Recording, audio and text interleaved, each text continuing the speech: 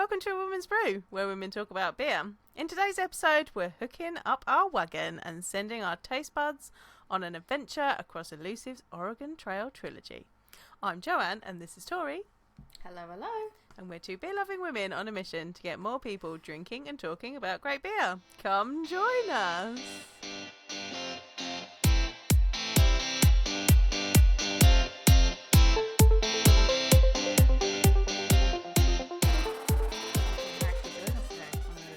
You can enjoy this on taste buds. I mean, it's not the adventure that we had planned. That we will have an adventure for you, and you need to go over to the Ko-fi page to see the adventure. This is the thing. There is an adventure. So if we had it my original way, it was gonna be AI generated choose your own adventure, where we would walk our way through each of these beers at the different saloons that we stopped at, right? Much like the Oregon Trail. Yeah, much like the Oregon Trail, yeah. Or I was like, can I adapt this game right here that I have, which is the Oregon Trail card game, with it saying, you have died of dysentery at the bottom. That's my favourite. I was like, can we adapt this to be, like, can I create a choose your own adventure with that game? And then I eventually just AI generated a choose your own adventure. She's addicted now, everybody. Gonna do that. I just wanted to know if I could, and it was a bit fun. But I heard your feedback. I heard numerous feedback from people. AI was too chaotic. I mean, I enjoyed it, so I don't regret it. I apologise, sort of. But not really. I don't really. Like, I'm sorry. I'm sorry that... I don't know what I'm sorry for, because I'm not. She's not sorry. But sorry, not sorry. I can empathise and appreciate the frustrations with the chaos. And then Joe finally got on board to do that episode, and then I was like, no, I heard everyone's feedback. That's not going to be it. But we are going to do a bonus episode. So... Yeah. And that'll maybe a bit better, because it's not just a listening to. Yeah, if you want to see that, we might be doing a pick your own adventure with a beer that we don't drink this evening. Head on over to the Ko-fi page, drop us a little donation, and you can be able to watch that. So go to the show notes now to find that link.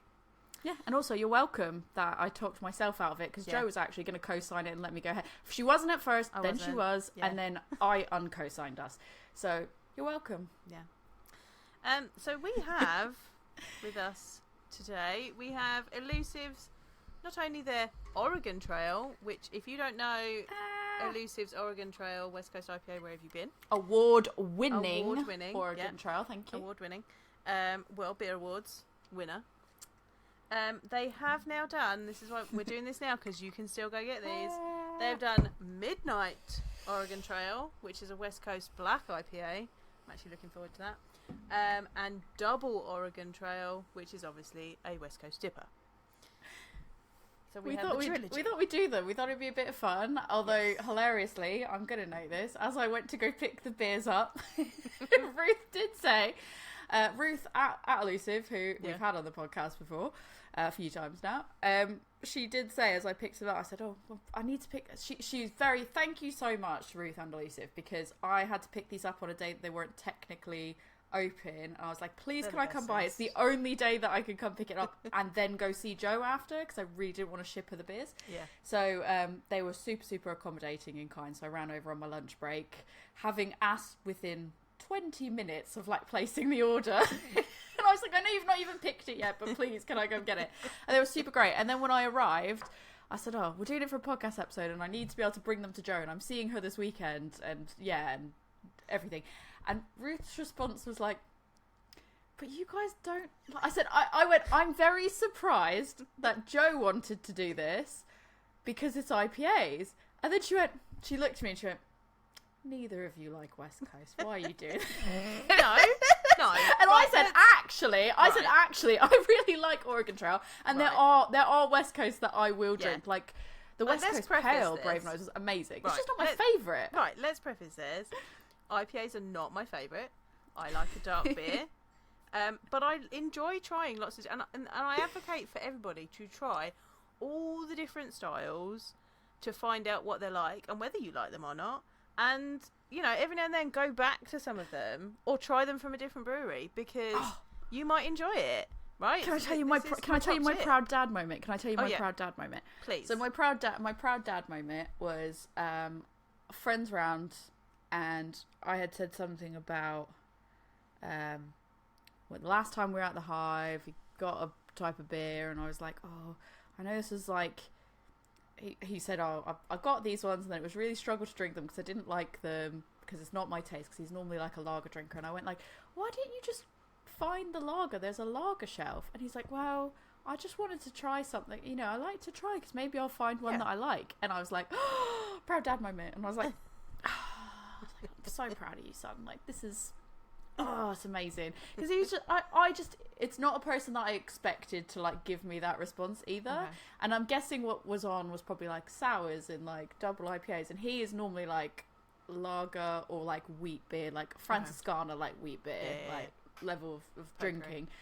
And I genuinely, when he was just like, oh, I got a flight, and it was kind of hard to finish it all. It took a long time. I drank it, but it took a long time because I didn't love them. They weren't to my taste. And I was just like, I'm shocked you had it in the first place. And he's like, I like to try in case I find one that I will like. And I was like, yeah, I was really happy. So sorry, I had to interject with that. But yes, no, I agree. West Coast, just like when it comes to East Coast versus West Coast, like East Coast is like New England is just my favourite style. It's not that I don't like West Coast. I don't love it because normally it depends on what it is. Like I find that I've enjoyed them more, but previously I used to just be like, oh, a lot of them would just be too bitter for my taste. But obviously as taste buds shift and change over the years, like I've enjoyed them more for sure. And I do like Oregon Trail, and I do like, there are some. Like, if I was going to have a go-to West Coast, it would probably be Oregon Trail, or I think Double Barreled had one that was, like, really good as well.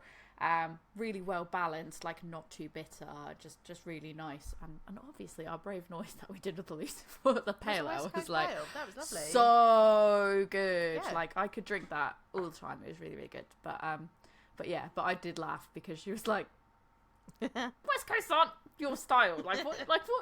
What are you doing? And I was just like, I'm not going to mark you down points, I promise. Yeah, no, but it just felt it felt like an opportunity to try a trilogy of beers. And also, one of them's a black IPA, and I love a black IPA. I know, I love black IPAs. So, and we love that Andy keeps brewing them. So, I mean, like, it used to be Bipper comeback, but I don't think we need a comeback now. It's pretty. Yeah, I feel like there's a lot of black IPAs now, and I'm excited. So we should probably, can we do that one last? We can finish on that. I was going to say we need to do that one last. Start with the classic, the award-winning OG, the OG, the OT, the OT, and then we'll do the dipper. We can see how those stack up against each other, and then we can, in terms of like how similar they are, not in which one's better, because I'm sure they're both delish.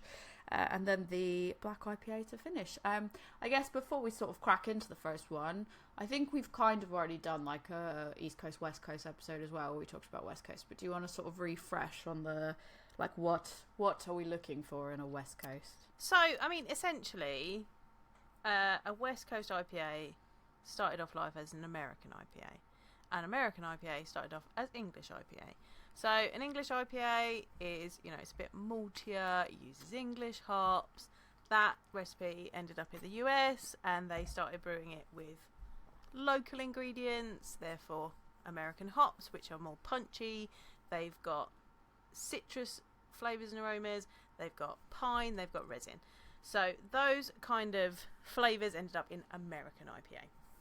Now, West Coast IPA itself is not really, like, if we're going to go by style guidelines and by what's recognised from the BJCP, Beer Judge Certification Program, style guidelines, West Coast IPA is not a style of its in and of itself. Though we all know that it is a beer style because we've got 3 beers here that are called it. But it's, when you're thinking about that, the West Coast IPA, it tends to be hop forward, obviously. We're looking for those citrus, pine, and resin notes particularly. It tends to be stronger, 6 to 8%, and I think that this relative within, the whole scheme of beers, is about 6 to 8%. It's going to be using American hops probably from the Pacific Northwest.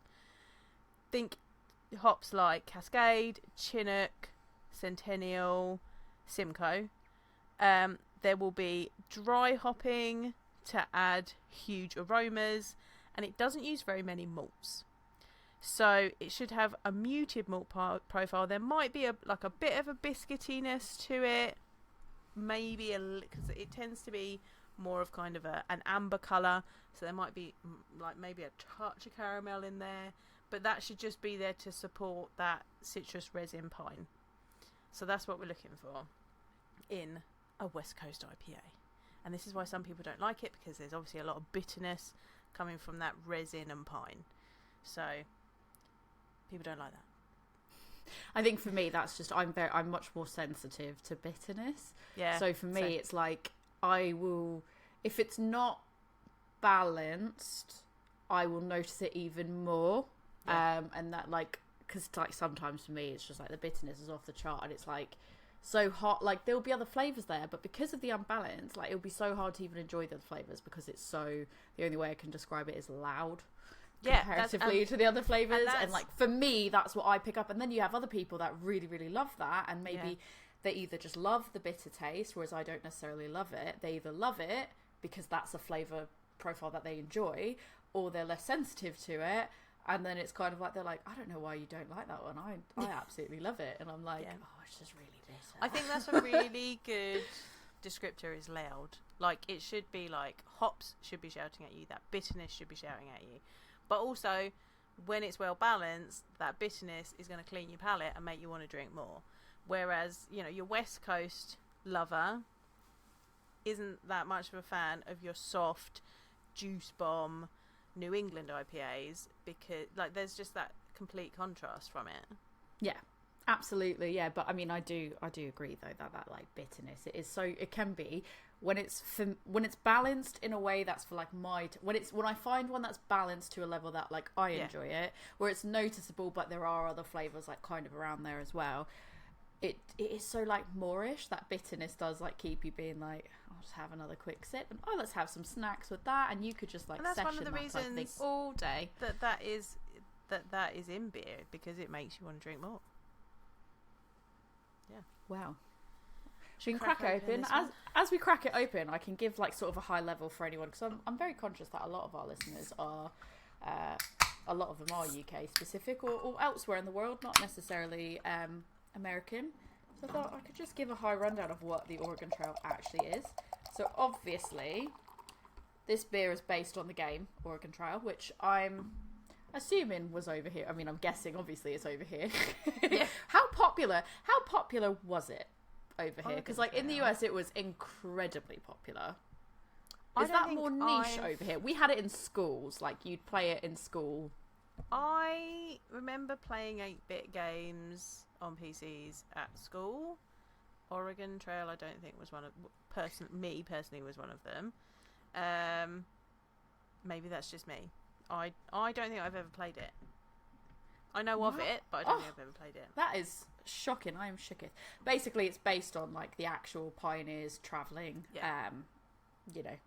across the western frontier. So high level of like what the Oregon Trail actually is, that game is based off of, is historic. It's a historic route that was used in the mid 1800s. There's approximately 2,000 miles to it, which is 3,219 kilometers, and it stretched from Missouri to Oregon. So yeah, across East Coast to West Coast. It was estimated that 20k pioneers travelled between 1840 and 1860, and the route itself took months to complete. So yeah, they were basically the whole reason they travelled across there was to search for fertile lands, things like gold rush opportunities, religious freedom, just an overall better life in the Pacific Northwest. So that's sort of high level, and that's pretty much what the game is based on. Is you play as a pioneer family in your wagon, and you travel the Oregon Trail, and you can decide which paths to take, and you have to hunt buffalo. And that was my favourite part, was going like doing the buffalo hunting, because that was the part that felt the most like a video game to me. Right. So I was like, I'm in school and I'm playing a video game, haha, I'm hunting buffalo. But you'd have to do like things like you'd stop in towns and do trading, and die of dysentery, or you know, that was the that's the meme. That's a big thing. So You have died of dysentery. You've died of dysentery. Oh, I love that smell. I love Oregon Trail. It's so great. I've had this beer many times and I do enjoy it. It's really got that resinous aroma and that pine. It's a beautiful colour as well. It's like It is. gold. Yeah, I was gonna say gold. Gold. Pretty much clear. It's pretty clear. Pretty Like, clear. I mean, obviously, it's a little bit. There's like that slight cloud to it. Where if I hold my hand behind it, it's not. I don't see it like perfectly clear, but it's fairly clear. The head on it's great. It was lacing all right on my glass a minute ago. Same. Oof. It's just very refreshing. And though, like when I had my first sip, I was like, oh yeah, there's that bitterness. But as you drink more, it settles out, and you've got that lovely balance. Bit of biscuitiness in there. It's something that I feel like you can just sit in, like when it's sunny out. This is for me like a really good one to like sit outside in the sun and enjoy in a pub garden. Like this to me is a pub garden beer. It's not something that it's like, oh, I'd sit in my own garden and sit and session it like outside in the sun. Because for me, the taste of it and the feeling that it gives me is like, no, out socializing in a pub garden, and you just want something that tastes good and that you can drink like really easily, and it's not like you're there for a social interaction. Yeah. You're not there to try to be like, what different things can I try? Your focus is to drink a good beer and have a good conversation. And like for me, that is what this is, because it's such a core beer for them as well. It's something that you know that you can like go back to every time, and you know that you're going to get a good quality beer, and it is just so easy to drink. Yeah. So yeah, I enjoy this one. I did tell Ruth that I was going to, I jokingly said I was going to AI generate tasting notes for this, just to see like if the ChatGPT got it right. And, and she was like, go for it.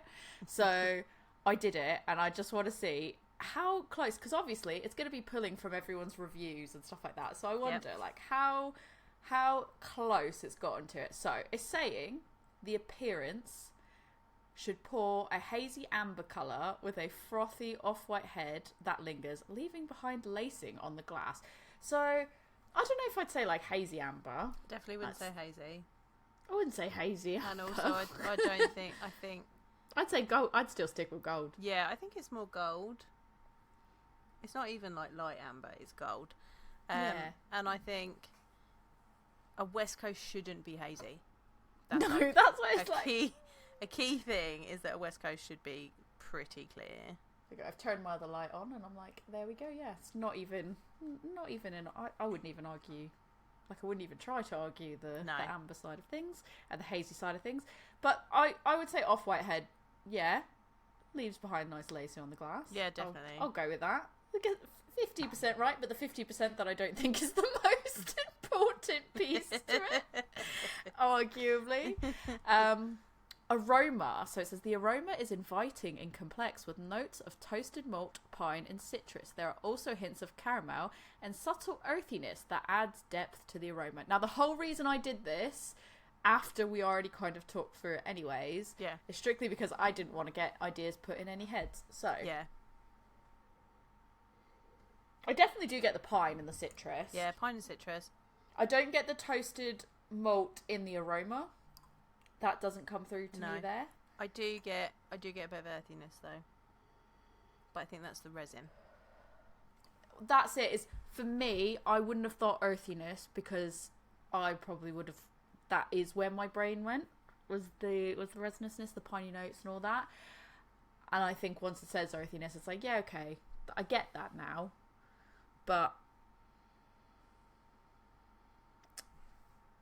I don't really get caramel. No, I don't get caramel either. Caramel's not on there.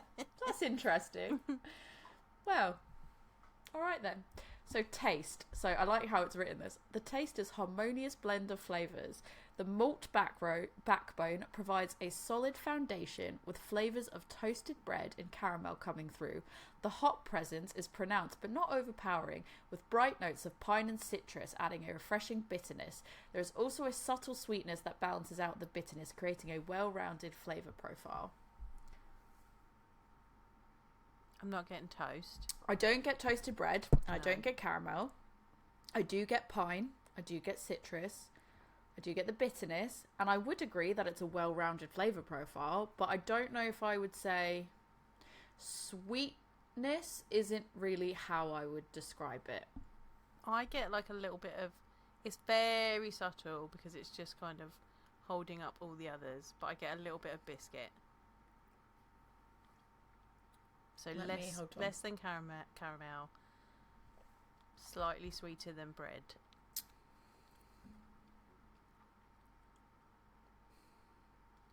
So I just sort of did that swizzle on your mouth thing and then sort of like the breathe out situation.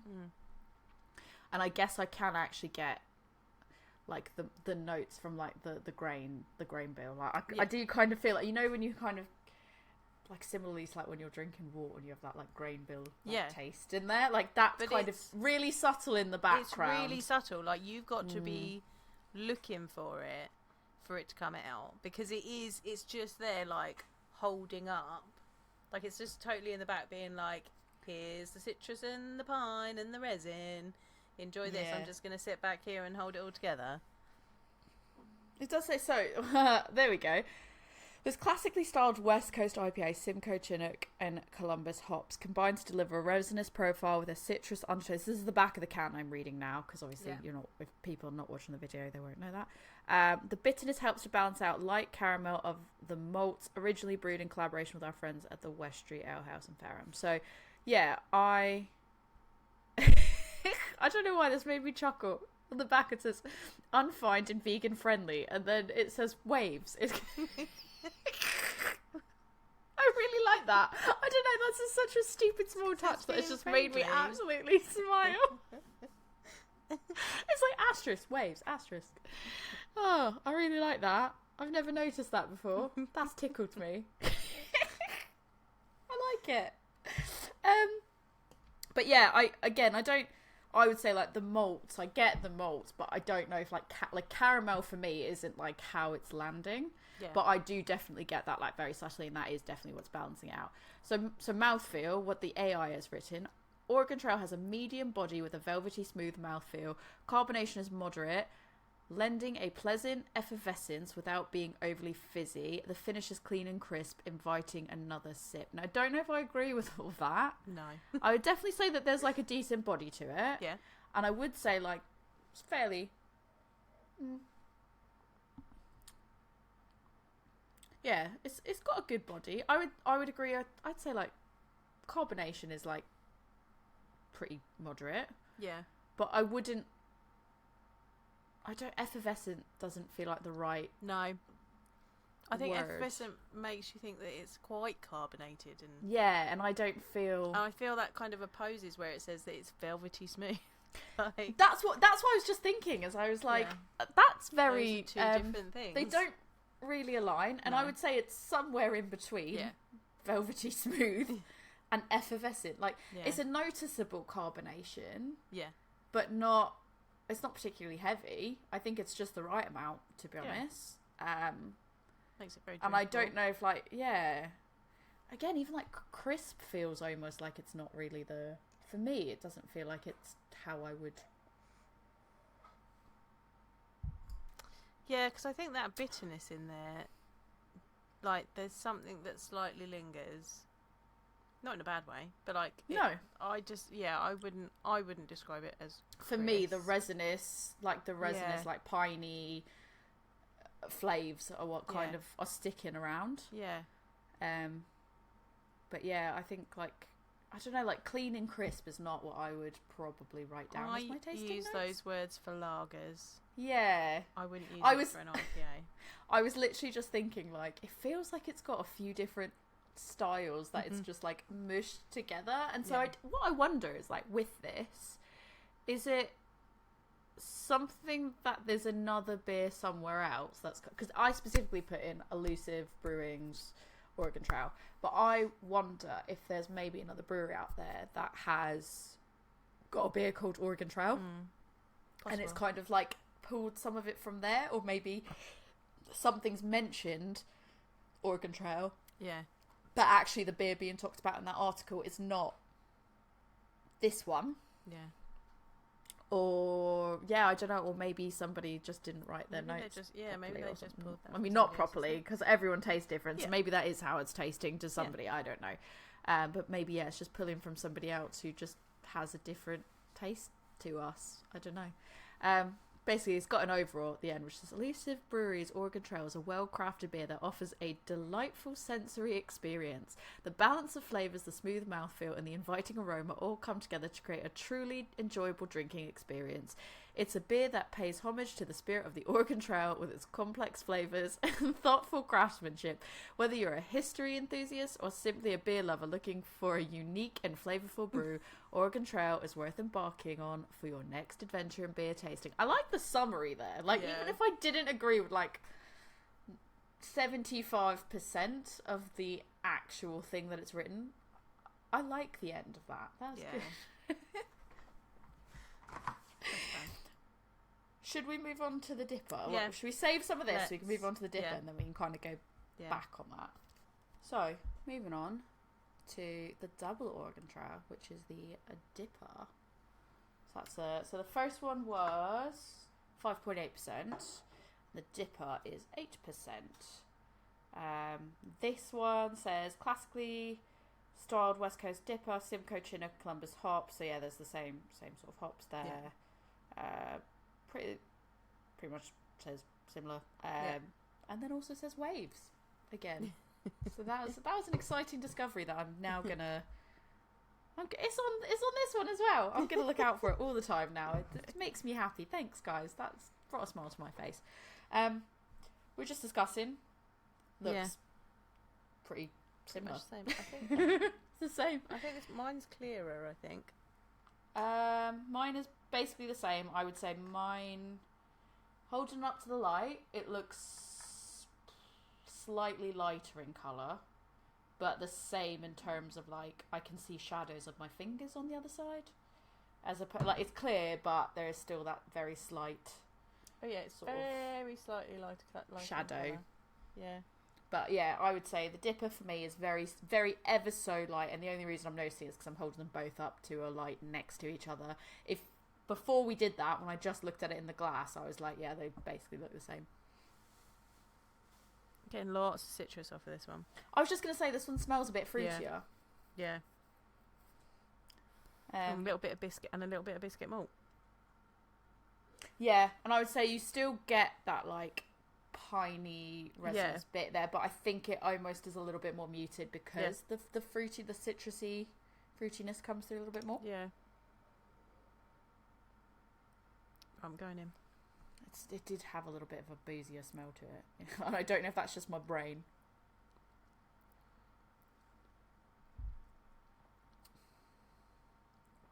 I think I need another sip because the first sip... I just went for a second.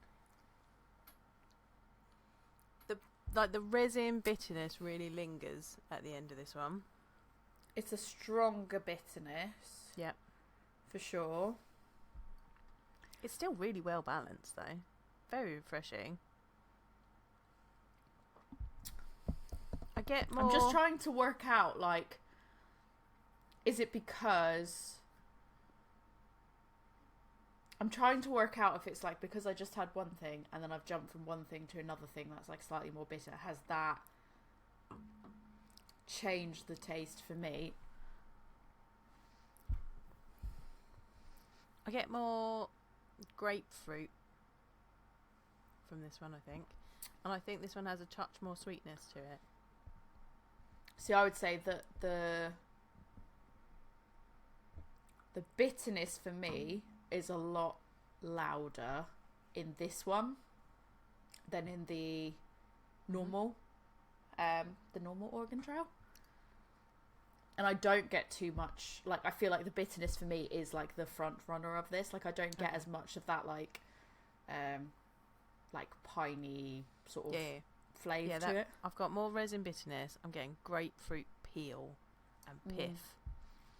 And some sweetness. Bit like more biscuity, maybe a little bit of caramel as I'm kind of letting the flavours develop. Let me do a breathe out. So I'm trying to, like, I'm trying to process if it's like my taste buds going from like one thing to like the step up, and it's taken a minute to adjust. I mean, it's still very refreshing and well balanced. I think if you like a West Coast and you like them, for me, the bitterness is so much more heavier in this, and I think that if you are that person that really, really likes like the bitter West Coasts, like I think you'll really, really like this. And like, I'm generally not a massive dipper fan because I find the flavours can be a little bit overwhelming. I don't think this one is. Like, I think everything kind of sits quite nicely at a nice level. I think this one for me, it's all very well made, and like you said, there is a balance to it. For me, it's not like, it's the bitterness for me is what I don't necessarily enjoy, like when it is like a really strong bitterness. But I think that it's very well made, and I think like people that really like West Coast, like this is going to be their jam. Whereas like for me, and I normally like dippers, but I think there's also a level of like the dippers that I normally enjoy are like the fruity New England dippers. So it's like you've kind of taken the Oregon Trail and turned it up to 11. But I think if you're a West Coast fan, like that is what you would really, really like. Whereas like for me, I think I like the normal Oregon Trail more than I like the dipper one, even though I like dippers, if that makes sense. Yeah. This one is 100%, and Ruth is gonna be like, I told you so. You don't. Yes, you are not a West Coast. Told you would like it. But it's not even that I don't like it. I think it's just. I think it's just. For me, the other one's more sessionable. Yes. Because the 100%. bitterness sort of hits different, and the flavours are slightly different there. Whereas this one, it's like I said, you've plugged it in, you've turned it up to 11. Yeah. And on everything, and like that's really good. Yeah. Like I think for the people that like the West Coasts, that is like amazing, and it's just for me. Yeah, if you want that like slap in the face of resin, this is the beer for you. Although saying that, I think it's like kind of for me, if I'd had a few drinks and then moved to this, it might kind of be easier for me to sort of sit there and drink it like and session that. But I think I'd have to work my way into it. Yeah, I'd have to warm my taste buds up to the bitterness. I'd have to have a few more of the normal Oregon Trails, and then work my way into the double. But I do think genuinely it's pretty good quality. Like I wouldn't say it's like not good quality by any means. Me saying that it's not my taste is 100% a me thing because of how I am with bitterness. But that's like me going. It would be the similar of me being like with sours, and then someone that doesn't do sours being like, it's quite tart, and then I have it and I'm like, I don't know what you're talking about. I don't know what you're talking about. Yeah. This is so low level. I'm sure there's people that would drink this and be like, it's so manageable. What are you even talking about? What are you talking about? Saying that, I am going back for more. So as we continue to drink this, I thought I'll give you some fun facts not on the game. I'll give you some fun facts on the actual Oregon Trail. Okay. Some fun, interesting facts. So apparently it was a pair of two Protestant missionaries who were the first ones, or one of the first ones, to make the journey across the Oregon Trail. Okay. There wasn't one set path to follow, like, as one would think, because basically pioneers would spread out from the trail for various reasons. So like whether it was they were hunting or letting their animals graze, or trying to avoid clouds of dust, or like numerous reasons why they would sort of stray. So it just meant that there was like so many numerous different sets of wagon trails there, and then slowly that kind of like expanded out, and then like travelers would start creating new trails, and like they would do it to kind of bypass some of the forts they didn't really want to go to, or to make the journey quicker. They would create these shortcuts. And so that by the end there was actually a network of alternative pathways that were there, that it wasn't just like this one. I think people think of it as like this one solid one like linear path, and it's like that is not what it was at all. It could stretch more than 100 miles, which is 160 kilometers north and south of the actual original trail. So yeah, I thought that was quite interesting, because I mean I knew that there was like some shortcuts you could take, but I didn't really think about it in terms of like there were so many different ways carved out, and the reasons why. Yeah. So the Oregon Trail, though it originally ended in Willamette Valley, which is in present-day Oregon, the later versions, like the how it actually ended up, these iterations down the line with shortcuts and everything else, is there are destinations you can end up that also include like California and Washington. So even though it's called the Oregon Trail, it wasn't just to get to Oregon. So that was Northwest. The Pacific Trail. Northwest. Yeah, it's a bit misleading because although it started as going to Oregon, it hasn't. Also, how do you say so? Oregon. This has changed since I've moved here because I would have originally said Oregon, the Oregon Trail. But now I've realised, like, as I've said it this whole time, I've said Oregon. How would you say it? Oregon. Yeah. Growing up, I would say Oregon. Okay. Is that the proper so way of let saying us know, it? people. Do you say Oregon or do you say Oregon? Well, I don't know. I guess it's potato, isn't it? Women played a crucial role. So they took tasks such as driving wagons and providing medical care, and that was all in addition to the standard household tasks.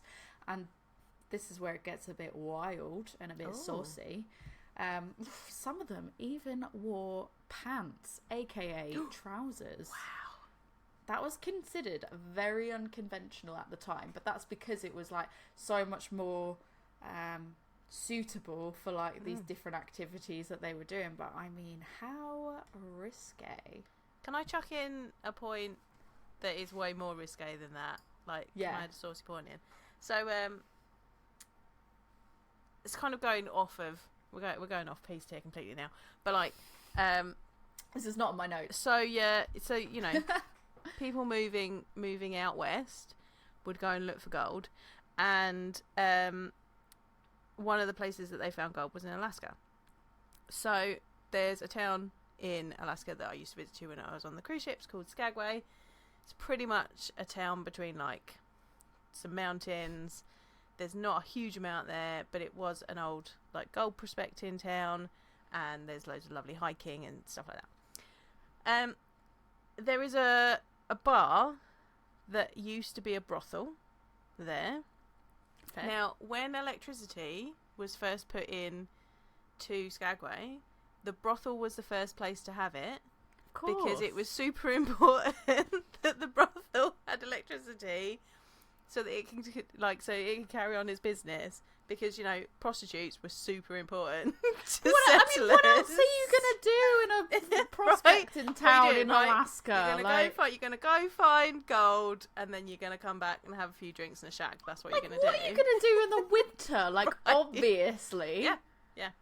Not much else to do. Like, another really interesting thing that I learned on the brothel tour was that every time a new woman took over a new room, they'd put up new like wallpaper, and they'd just paper.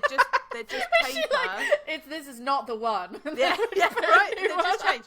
So they would not my vibe. So it was their room, but they would just paper over the top, and they never removed any of the old paper, so they can peel it back and see how many women use the room. That is actually really interesting, really right? interesting. And then they can see Very like the different personalities because it was different prints and things. It was really interesting. They'd go to me and be like all black and skulls. And like, next one would be like pink. When you're a prostitute in the brothel. Yeah. That mine would be. I actually literally have wallpaper that is black, slightly textured, black and charcoal grey, like slightly textured with the pattern and like skulls all over it. Nice. But I also probably would have just left the wallpaper as is because wallpapering is a bitch. Yeah, and I would just be like, I guess this is like because you're not there to be like, this is my wallpaper. Like, no, that's not what you're there for. I mean, I'd be fine with whatever wallpaper was there. But that is really, really interesting. That it's like anyway, we can see how many people based on. While we were talking about saucy things, I thought I'd chuck that in there because that's way more saucy than like the women wearing trousers. Well, they were pioneering. Also, I'm going to chuck in at this moment, like, I have been continuing to drink the dipper. Yes. And I think it's just because I was taking baby sips at first, because I was like, oh, I don't know. Let's see. But actually, my palate has adjusted to it. I think it just took longer to adjust than, like, because... Yeah. The normal Oregon Trail is such like baby steps into the bitterness in that way, and this one was such like a more amplified, louder version of the bitterness. It just took longer for my palate to adjust, but actually, and I think it would absolutely crush with snacks. Oh yeah, 100%. Like I feel like this makes me want to snack more than the original Oregon Trail, but it just took me longer to adapt to it. Is that a new feature? Does it snack? Yeah, I guess I can give you will it snack. Will it snack? Will it snack? Will it I keep snack? saying does it? Will it snack? Does it? I'm sure it does, but will it? I mean, I don't know. So yeah, that was our saucy segment. Nice. But yeah, so now everything else seems so fucking vanilla in comparison, doesn't it? Ugh. I don't want to know about this. On average, the travel time was about 15 miles a day, or 24 kilometers. So. I mean, at that time, it was considered really good. Because when you take into consideration the terrain, the weather, the limited resources, like all that, that was really good. But no one cares about travelling 15 miles a day when you've just heard about counting how many prostitutes had a room based on the wallpaper. Like, let's be real. But this one's a good one. There were pets on the Oregon Trail. Oh. People took their dogs and their cats, and they also took like livestock, which was cows and chickens. Although, to be fair, I don't think those were as much like, I'm taking my pet. The dogs and cats, like, yeah. I mean, cats, yes. Dogs, yes, but also had a purpose. Yeah, like a working animal, yeah. Yeah, and then I think, like, the livestock, they're like, oh, there's pets, like livestock, like cows and chickens. And I was like, no. They're taking those out to farm. That was why they took those. So, yeah. They that took was them for obviously... meat, eggs and milk. That's what they took those for. Pretty much. But this one I actually did think was interesting, which was they delivered mail along the Oregon Trail. Like, it served as a mail route from the East Coast to the West Coast. So the pioneers would carry this mail in their wagon, and then they'd deliver it to settlements and forts along the way as they stopped. Yeah.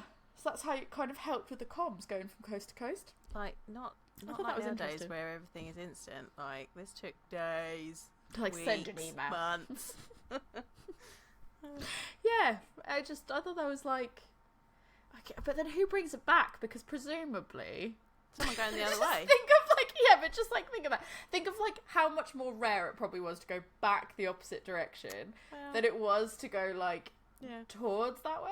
So like, I just envision that there's this like society. And, like, the East Coast never knew what was happening. It's like the West I mean, there must have been like, mail carriers there's all these going amazing the other way. Things. Like if they'd set up a mail service or, like, a messenger service, then someone must have been going back the other way. Well, you would hope so, but also I think it's way funnier to think... Still went one direction. Like, I'm sending a letter to my great aunt out in, I don't know, Fort... Claravale, whatever it's called, I don't know, and they're like, here, have this letter, and they're like, never hear back from her though. It's never sending anything back in this direction, or they just thought people were like really rude. They were like, nobody is ever sending us mail. It's always give, never take. Like, what if they died? Maybe they were dead. They didn't respond. Maybe. Also, this is not really. They died of dysentery. Well, how are they going to write you back? This is the thing that's not a fun fact about the Oregon Trail. It's more of like a stupid fact about me. So do you ever do this thing of like, have you ever like read a book or something and you just go, that name's too difficult to pronounce, or like you just go, oh, it's a made up name, I don't even know how to pronounce it, or it's really long and I've got like Game of Thrones, for example, you're like, there's so many people that you have to remember the names of, and some of them are just like really long names, and then you're just like, I'm speed reading, so you just sort of go, great, you're like whoever now, and you like shorten the name, but in your head, like, you know who is who and everything like that, but like your brain just goes, we're going to shorten that right up. So there was the Conestoga wagons, and I think that's like sort of the iconic one. That's like, I think that is the one that's on there, like effectively. If you're watching the video, it's like this one. It's the one you think of when you think Oregon Trail. Right. I'm fairly certain that's the what is it called? The Conestoga. So the reason I had to then double check what that was called, was because for the longest time as a kid, and when I say like as a kid, I really mean like proper child, 5 years old, whatever. I remember being like, I don't know how to pronounce that, so I'm just gonna call it the congestion wagons. And in my brain to this day, you still say congestion wagons. My brain instinctively, like, I was scrolling through some facts on a different on like one of the pages, and it just said the iconic I mean, this is a fun fact, but this comes from the History Channel's website. The iconic Conestoga wagon was rarely used on the Oregon Trail. So that is actually the fun fact to it. There you go. There's the fun fact. But the popular depictions of Oregon Trail often include trains of boat-shaped Conestoga wagons bouncing along the prairie, blah, blah, blah. And in my brain, I immediately went back to being like 5 years old and being like, the iconic congestion wagons was rarely used. So I guess that's I wouldn't say a fun fact about me, it's a fucking stupid fact that no one asked about me, but that is, I just thought that would brighten your day as the waves on the back of the can brighten my day. So yeah, it's good. There's some really interesting facts. Like, it makes me want to go watch a documentary now on like the Oregon Trail, but you know, I'll play the game again. It would 100% makes me want to play the game again. Like, so much. Like, this is, I could be live streaming playing Oregon Trail. Wait till I get to the fun facts about the actual game, but that's for after the next one. Let's crack the next one open. Okay. I will say, like I said, I take back what I said. I fully have adjusted to this now. It's settled in. I can get down with that bitterness. It's going to be really interesting soon. What migrating to the black IPA is going to be like. This smells amazing. Yeah, and there is like, I think it's difficult because there's also coffee being made in my house right now, so that's coffee. Kind of not helping right now. It does smell like roasty coffee. I was like not sure if beer or the coffee being made 10 feet from my room. Definitely. But there's still that piney. There's still that piney like piney resin to it as well, and I find that like just really interesting because the contrasting. And look at that head. It's like really. Yeah, head's really nice and foamy. That's what I would call a lasting. Look at that. Like sitting there. It's like a little sponge on top. It is a bit, yeah. And then you go whoop. I really enjoy the oddly satisfying nature of swizzling it around.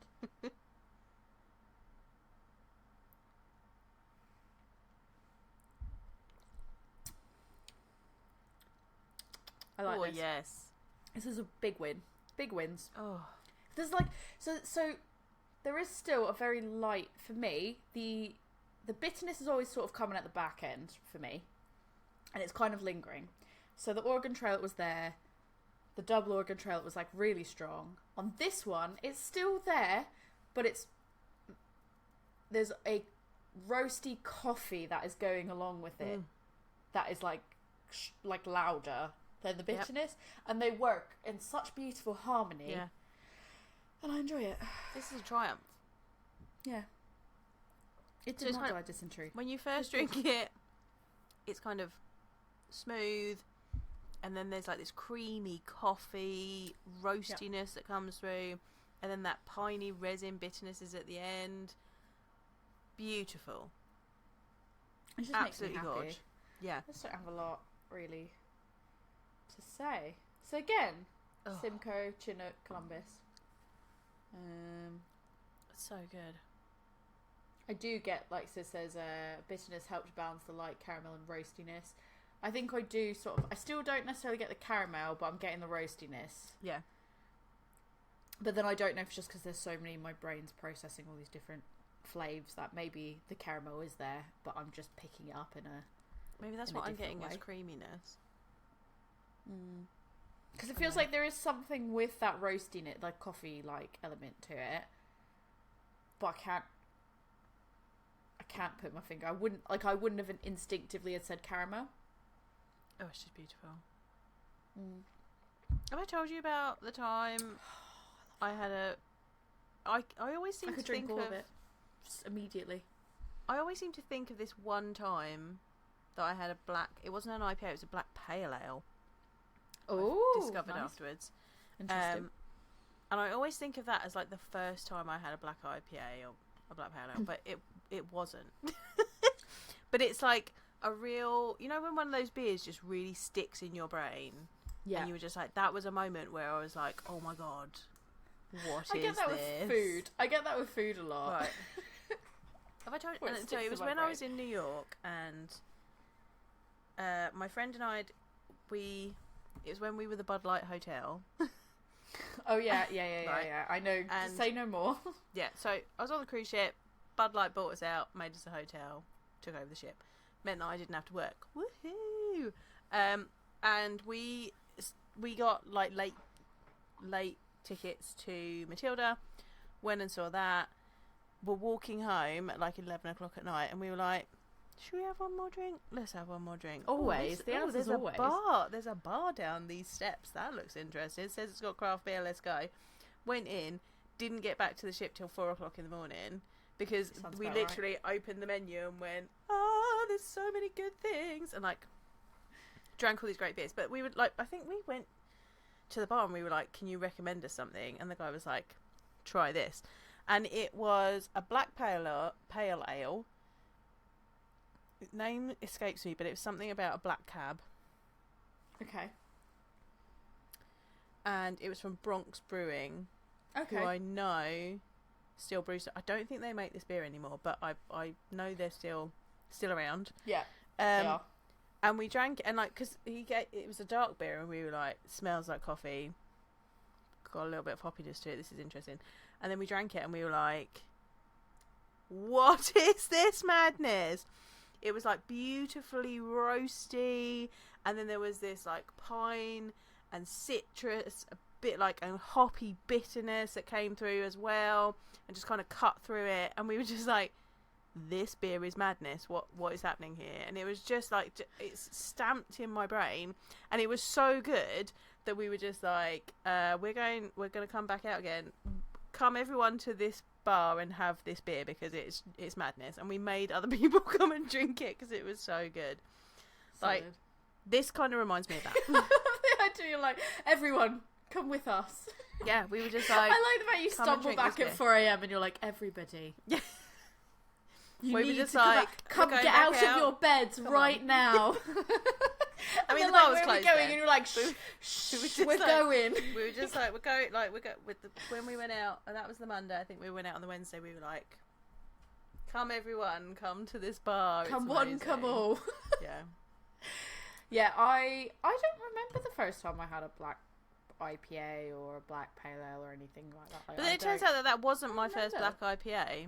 I had a Cascadian dark ale in Alaska, which equally I was just like, this is amazing. What is it? And it was actually my 200th check-in on Untapped.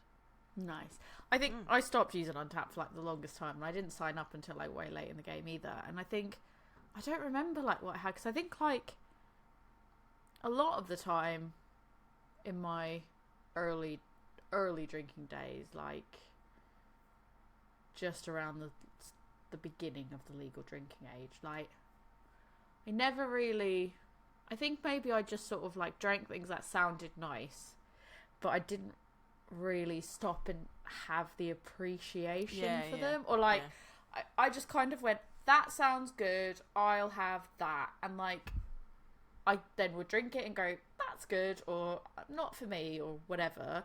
But then I never really thought twice about it. I never really dug into it more. It was just kind of like, I went based on like what flavours sounded good and interesting. Like I've always gone with what sounded interesting, not just like what's safe or comfortable, whatever. I'd go, gingerbread, cool, that sounds interesting, like let's have some of that. Or, you know, seasonal in New England, it's like, you know, you might have like cranberry as like an autumn, like an autumnal like flavours. You go, oh yeah, that's good, let's go with that.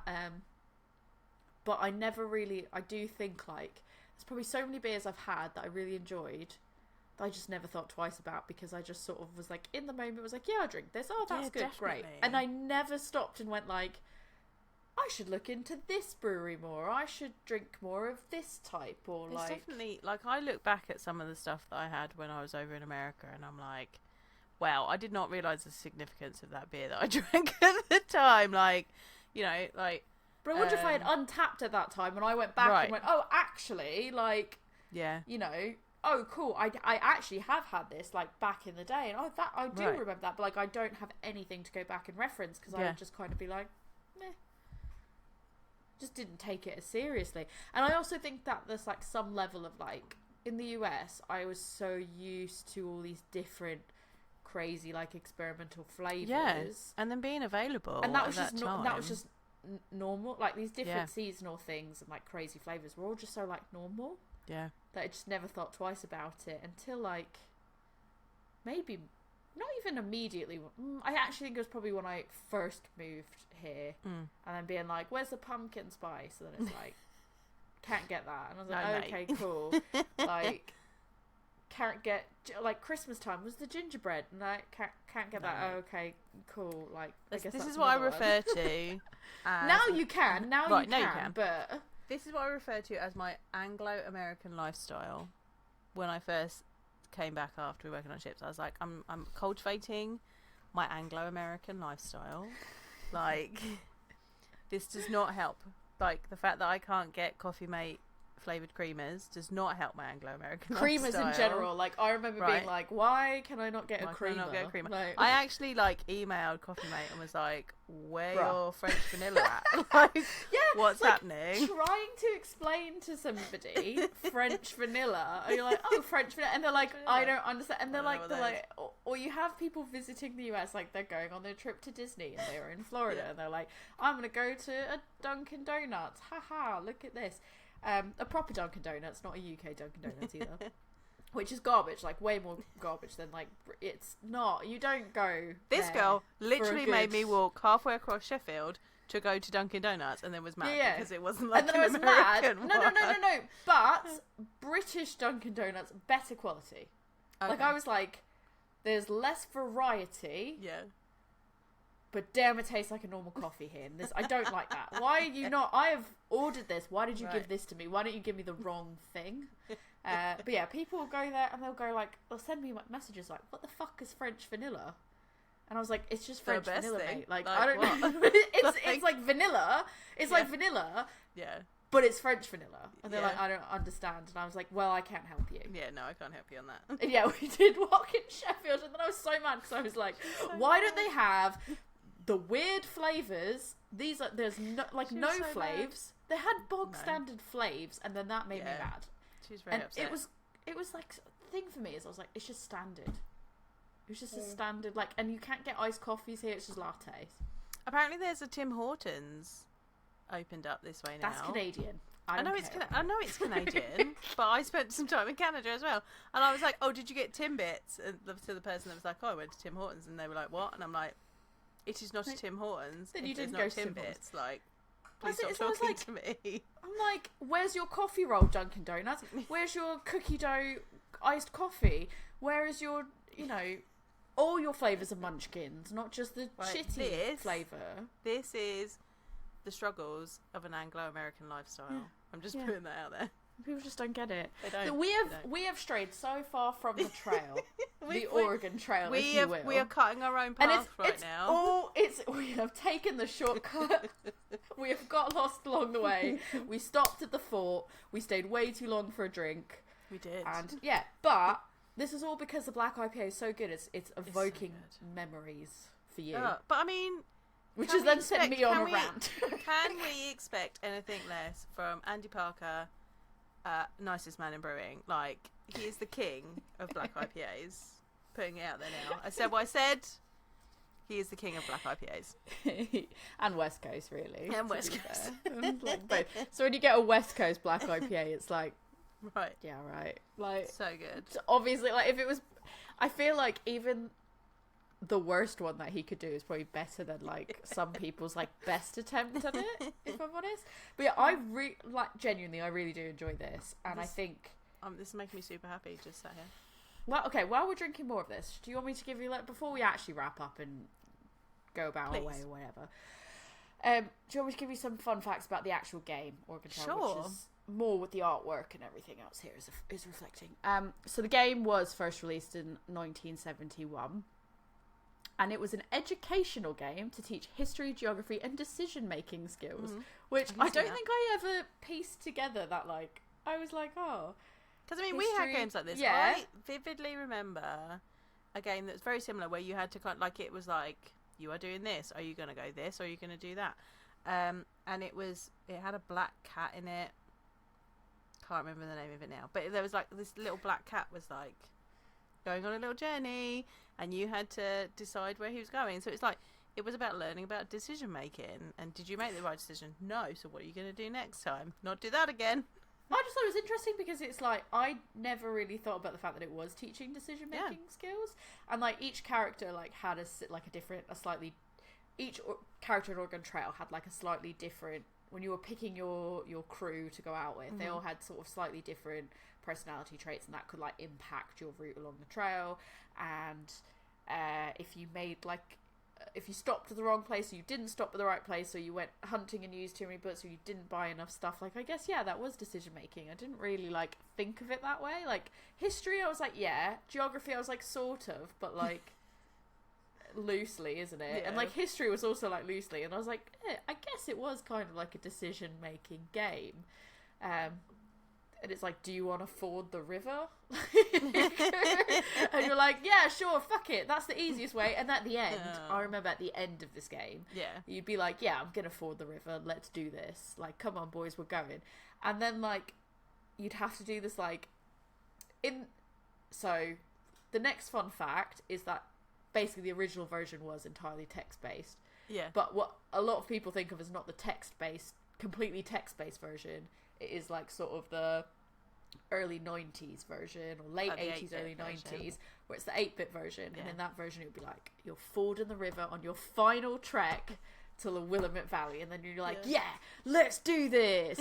And then it's like lots of boulders, like you basically go in like rapids, like raging rapids, and you're just like, just don't hit a rock, because then you'll tip over, your congestion wagon will tip over, and everyone will die. And then you're like, so this is stressful. And also, if you died in the game, like, that's it, game over. Like, you weren't like, let me just reset that. It's like, no, you've died. You're dead. You never reached Willamette Valley. You're gone.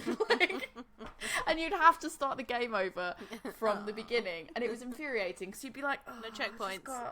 I got so far. Like, what is happening? And now I didn't manage to ford the river appropriately, and I'm dead now.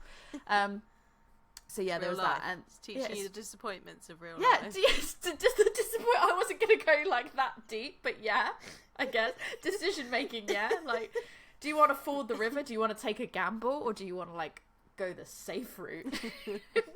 But then it wasn't even safe, was it? Because it was like rattlesnakes, and you're like, shit. Yeah, it was. You're like, the sooner I get there, the less likely I am to get dysentery. Brilliant. So let's go. Like, let's hurry this. And they're like, "Do you want to stop at this fort?" And you're like, "Nah, let's speed. Let's speed this up." But yeah, so in the game, when you hunt buffaloes, so when we're talking about the 8-bit game, obviously, you hunt buffaloes, and you hunt the buffaloes with bullets. But this is apparently not actually historically accurate. In reality, they would be using methods like bow and arrows and setting up traps. Like, they wouldn't have actually had any type of rifle. I haven't looked into like I don't really know. I haven't looked into the history of it like as a whole, but apparently that is not factually correct. They would not be using rifles or bullets or anything. This is the one I looked up. So the most common reason for death in the Oregon Trail in the game was dysentery. Yes! You got it! You could obviously die from things like you'd drown. Like I said, you'd be like, we forded the river and we drown, or, you know, there's rattlesnakes, or I don't know. There's numerous reasons why you could have died. It would be, your wagon caught fire. Raiders came and took all your supplies, and then you starved to death. Right. Or it's like, Super John sometimes. broke his ankle, and then it's like, now it's infected. Like 2 days later, they're like, John's not doing great. He has a broken ankle. He's sepsis and he's dead. Yeah. It's just the most... Thinking about it, that is so... like, now do we really have to guess What a medicine, man. why, like, What a medicine. people within our, like, age brackets grew up the way that they did with this, like, impending fear of, like, doom. We're constantly like, if I break my ankle, I'm going to get a disease and die. It's because they didn't have Dr. Quinn Medicine Woman with them. They didn't. I used to watch that with my nana. She was amazing. So yeah, but the actual most common reason for dying, like, on the Oregon Trail was disease, but it wasn't necessarily dysentery. Like, there was numerous things. You could get cholera, typhoid fever, measles, malaria. Obviously, you could get dysentery, but it wasn't like every time someone would go out, they'd be like, fuck, we lost 5 people from dysentery this time. There was, like, numerous things that they could die from. Just to keep it a bit grim, on the grim side. This one was quite good. You'll probably like this one. So there was some versions of the game that feature supernatural encounters. Oh, that's exciting. Like ghosts and vampires and like other mythical creatures. There was vampires. I have never seen this, but apparently this is a thing. There was ghosts and vampires and other mythical creatures. Amazing. But then there was also a version where they had time traveling characters like robots and aliens. Oh, I don't know. This is robots all... and aliens are not so good. Like, I'm just saying, Terminator's gonna turn up and be like, "Get in the chopper." Oh wait, you don't know what chopper is. Get in my congestion chopper. And it's just like a helicopter shaped like a wagon. Let's go back to the vampires, because vampires are my faves. Well, yeah, so I guess they're sort of time travellers in a way, if they can travel through, they can exist through lots of periods of time. It's not the same as time travelling, but... Yeah. They existed through lots of periods of time. They lived through it. Lived. Air quotes. Lived, yeah. Lived through it. But yeah, they apparently those... I don't know if that's like mods that you have to put on a specific game, or if it was like an actual version of a particular release of it. I have never come across it myself. I want to play the Oregon Trail with apparently vampires. they exist. Well, the one that I want to play is apparently, this is my last fun fact for you. In existence, there is a version, I don't know what version it is, and I don't know again if it's a mod or not, that allows for zombie mode on the game. Oh my god. And it basically allows you to travel in a post-apocalyptic version of the Oregon Trail. Oh my god. And there's zombie-themed challenges and encounters. So it's like, you're like, I'm going to go out and hunt. I'm going to go hunt zombie buffalo. And then it's like, probably like, Jacob got bitten by a zombie buffalo, or by a zombie rattlesnake. He is now a rattlesnake. Or something like... something ridiculous, like if you've played Ezekiel. If you've played these interesting versions of Oregon Trail, please let us know, listeners. Yeah, I've never seen them myself, but they sound so cool. I thought they were fun, so I thought I'd share those with you. That was exciting. I liked it. Yeah. Well, there you go. That concludes everything. I'm really glad that we left Midnight Oregon Trail till the last, because it is my absolute favourite. I knew that was going to happen. Should we just do, like, I'm going to do a quick revisit of all of them. Hang on. Yeah. Get some water. That's a good plan. Oh, that black IPA is so good. It's so good. Oh, the Midnight Oregon Trail would work really well for a vampire version. I wish he had hid, like, a little vampire in there. Yes. But again, I'm guessing that those like supernatural versions are probably very much like mods to a particular game that people have put on, and it's not just something out of the box that you buy. Yeah. Yeah, the bitterness on all of them has definitely dampened down. Yeah. My taste buds are fully bitted. Fully bitted. Mm-hmm. Yeah. They've been fully bitted. In terms of favourite to least favourite, they're all really good. Oh, yeah. So, like, how would you, like, which order would you put them in for, like, what you're craving? For me personally, Midnight, OG, double. I agree.